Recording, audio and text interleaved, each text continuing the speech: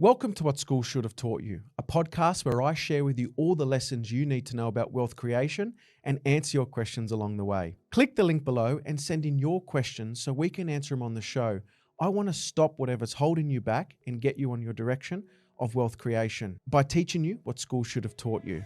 Everything school should have taught you in one place. With a property portfolio of over 17 million and an accountancy firm of over 16,000 clients, as well as being an accountant to some of the wealthiest people in Australia, Jeremy.iannuzzelli will be sharing his lessons on everything school should have taught you so you can build the life you Now, want. I want to talk to you today about superannuation. I want to talk to you about tax deductions of superannuation.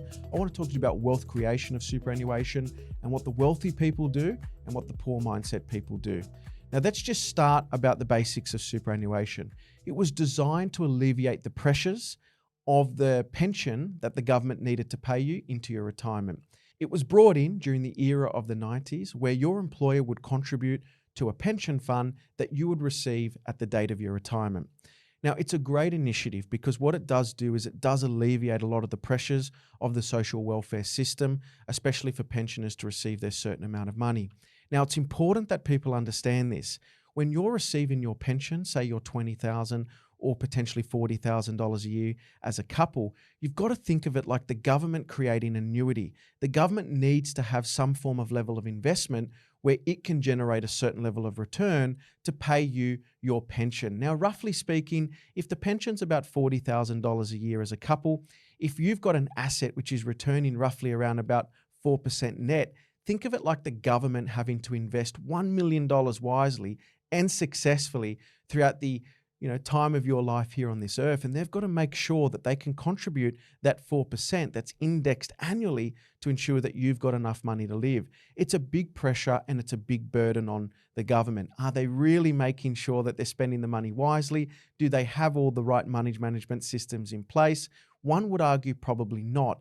So therefore, superannuation was brought in so you could start to fund your retirement in a very tax incentivized structure. So you've got more money to do the things you want to do and not be a burden to the social welfare system. Now, superannuation's key. Couple things that we need to remember. It's a 15% tax rate for most Australians. So that means any concessional contributions that go in via the way of your employer. At present, superannuation's at 11%, moving to 12% of your annual income. But your employer is putting that in, hopefully on a regular basis, into your superannuation fund. Those concessional contributions are taxed at 15%, and any earnings that the super fund does generate is taxed at 15% as well. So it already has a very low taxing environment, a very tax incentivized environment, which is about 4 to 5% below the lowest marginal tax rate, which is someone earning between about $18,000 and $45,000. You have got the ability to manage your own super via the way of a self-managed super fund. So anybody's out there who does not trust the superannuation system or doesn't trust other people managing your money, under certain criteria and conditions, you can also manage your own super. So that can't be an excuse for you not to contribute. A couple other things, you do have the opportunity of contributing more than your standard 11%, moving to 12% in the future. The government has created caps for concessional contributions. Now, it's important to know a concessional contribution is a taxable contribution where you will be paying 15% tax on the money that goes in. And that cap has been put in place to assist you in bulking up the value of your fund. And that's $27,500 per person. You do have the ability to do non-concessional contributions. And by way of that, that means it's a contribution that goes into the fund that you do not receive a tax deduction on. And that's roughly about $110,000 per year. Now, generally, a lot of people will do or have a lot of non-concessional contributions later on in their working career and much more closer to retirement because, again, we want to make sure that we're trying to utilize all the money that we can today to pay down our various debts or potentially invest in other things outside of super. Now, I've got a really great example of how concessional contributions can work in your favor. I've had a client for many years who just contributed the minimum amount, which is what his employer was providing. He built up a sum of cash. He had most of his investment debt paid down and he had no loan on his own home. So in a very unique position and well done to him. But what we did decide to do was we decided to really contribute quite heavily into his super fund. he was making the maximum contributions on top of what his employer was providing. So he was taking himself up to the full $27,500. That was giving him a substantial amount of tax benefit in his own name because he was roughly paying tax at around about 41.5 cents in the dollar. And the superannuation fund was only paying tax at 15 cents in the dollar. So he was able to get a significant level of tax benefit, which in this particular case was the 41%, less the 15% paying in super, and that gave him a really good amount of tax back at the end of the financial year. What then also happened during that time is that the super fund was growing. He was in an industry fund, and that super fund was tracking at roughly about 7% per year. So not only was he getting a substantial level of benefit as a tax benefit by putting additional contributions into super, but he was also gaining about 7% per annum. So it was a bit of a double-edged blade, but for the positive, getting a good tax benefit and also building up his super. His super fund has grown substantially to a point now where he wants to look into a self-managed super fund to be able to buy property. And that has resulted from him being able to really heavily contribute into super, get a good tax benefit going in, so a bit of a win, and also getting a win on the amount of returns that his industry super fund was generating. So super was a great plan for him, yes, to save tax, but also to build wealth. Another couple of things that I really want to discuss to you about super is the mindset. The wealthiest clients that I have, they try to find ways to stash as much money into super as they can for two reasons. Number one, yes, to get that level of tax benefit we've just spoke about in our prior example, but two, of its environment of earnings at pension phase. Once you do reach the age of retirement and do convert your super fund to pension, yes, there are minimum withdrawal amounts that you need to make, but any earnings that the super fund makes up to a cap, which is roughly about that $1.7 million mark today. So that means that the balance of your super fund must be below $1.7 million or less to achieve the full pension phase tax-free environment. But let's say for many people we do get there. That means any earnings that the super fund is generating, and let's say for argument's sake, we've got $1.6 million in super as a member's balance, and it generated 10% returns at pension phase in that year.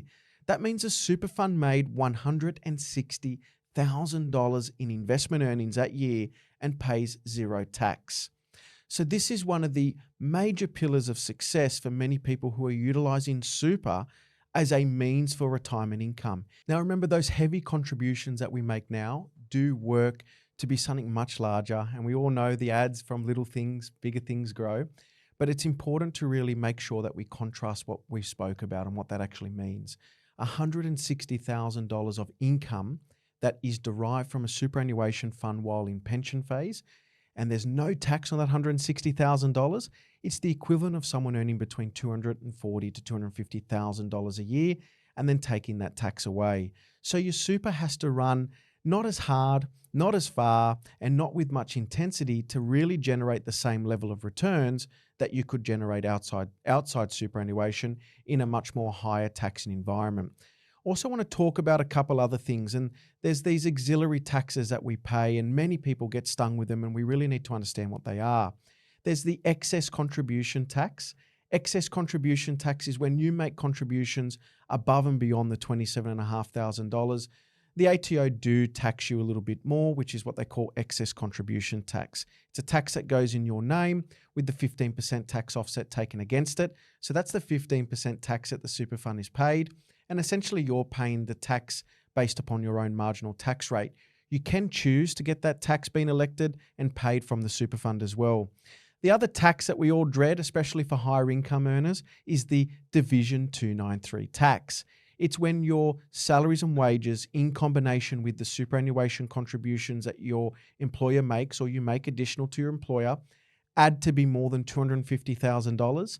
Yes, the superannuation contributions are taxed at 30%. And that Division 293 tax does go to your name. But again, you can choose to get that elected to be paid from your super fund and not your own personal bank balance. Now, a lot of people say, Jeremy, if my tax rate on the super contributions is an additional 15%, taking the tax rate to 30, how am I a winner? Well, Division 293 was brought in to really even the playing field to what high income earners get as a benefit within super and what your middle income to lower income earners get as a benefit to super. So it's just to really shorten the gap and not to have so much disparity between the higher income earners benefit and the middle to lower income earner benefit. Don't think that that's a negative. If you're a higher income earner, still try to get to your $27,500 contribution. It's something that it's in a really good environment for the future. And again, even if your tax rate on the concessional contributions is at 30%, your investment earnings still remains at 15%. So the more that your super fund can earn for a longer and extended period of time, the better hopefully you'll be, subject to any economic environment disasters that we may incur, but generally long term they will do well. So again, I just want to recap on a couple of things about superannuation. It's in a lower taxing environment. It's in a protected environment. The government do want you to contribute into your super because it does alleviate the social welfare system in the future. There's a lot of planning around it, no doubt about it. There's a lot of planning for higher income earners and there's a lot of planning for lower income earners. And I can't stress enough, make sure that you are putting an emphasis on your superannuation balance. Make sure that you are checking it as regularly as you check your bank balance. You do have the opportunity of shifting the way that your money is invested in a retail or an industry fund. You do have the opportunity of managing your own super via a self-managed super fund. You do have the opportunity of buying property in super, utilizing the limited recourse borrowing arrangement in a self-managed super fund. The opportunities are endless. It's just a matter of putting that emphasis on super now, and the younger you start putting that emphasis on super, the better you will be closer to retirement. There's lots of things that are out there and lots of articles and lots of publications that you can go to. Superannuation is key to a very healthy and successful retirement. So I urge you, make sure you understand what you're doing. Contribute where you possibly can. Understand the way that your super's invested and treat it with care because it's something that will take care of you in the future if you look after it now. I'm Jeremy.iannuzzelli and this is what school should have taught you. Looking forward to speak with you next week. Click the link below and send in your questions and we could be chatting here on the show. I hopefully can be able to give you all the lessons that school should have taught you. I'm Jeremy.iannuzzelli and I'll see you next week.